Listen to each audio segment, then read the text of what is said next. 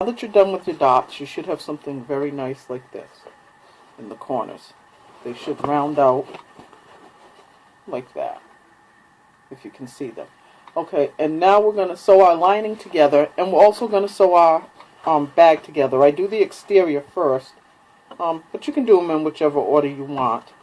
You have one like this, you put them together, right sides together like so. Okay, and you'll see that it has a nice little curve to it. Okay, you're going to go ahead and line up the most important parts. Your bag looks much more professional when your seams are matched. So many people make the mistake of pinning from the top and then going all the way around. But to make a really professional looking bag, you really need to line your seams up first. And then you can kind of just fudge everywhere else. But the seams are very important. It's the first thing people look at when they look at handmade versus homemade. So that's just a little extra tip. If your seams are off, they consider your bag pretty much homemade. So I'm going to go ahead and put a couple of pins in here. Then I'm going to go around to my other dot.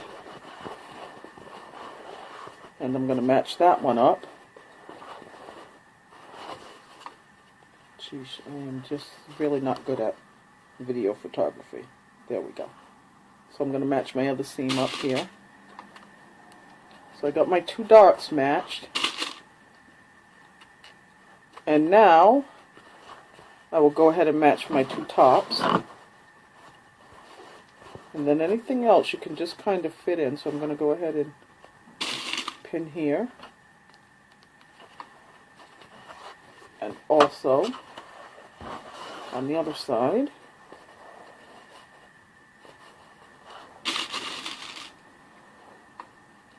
Okay, so that's pretty much it. Then you're just going to go ahead and pin around the entire side, three sides of the bag, from here to here. We're not concerned with this curve yet. Just the outer part of the bag. So all the way around, from this here all the way up here. Okay, make sure you back stitch at the beginning and end of your sewing to keep your bag nice and professional, and make sure none of your seams come out. And we're going to do the same thing with the lining. However, the lining is just a little different in that we have the one lining. Put these together again, face together again, line up your dots first. However, when you sew your lining, this is what I like to do. Personally, I like to use red pins, but of course the red pins won't cooperate today. On the bottom of the lining, you need to leave a 4 to 5 inch opening to turn your bag when you're done. So what I like to do is double pin it. I put 2 pins there because that makes me stop to think, oh gee, why do I have 2 pins? So I put 2 pins at here, at both spots. You got 2 there and 2 here, and that's where you're gonna leave your opening. That's roughly 4 to 5 inches. I'll pan it out a little bit so you can see it better. Those are your dots and everything. So go ahead and match up your seams, your dot seams first, and then match up your top, and then go ahead and pin around, and then we're going to sew around. Okay, so I'm on the other side. As you can see, I have left an opening.